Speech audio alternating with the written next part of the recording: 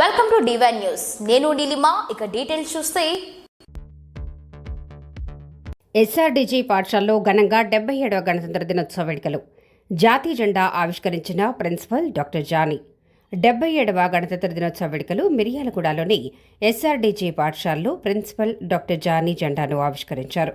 ఈ సందర్భంగా వారు మాట్లాడుతూ 1950 జనవరి 26న భారత రాజ్యాంగం అమల్లోకి వచ్చిందని, భారతదేశం గణతంత్ర దేశంగా ఆవిర్భవించిందని అన్నారు. అనంతరం పాఠశాల విద్యార్థులు నృత్యాలు ప్రదర్శించారు. ఈ కార్యక్రమంలో ఉపాధ్యాయులు పాల్గొన్నారు.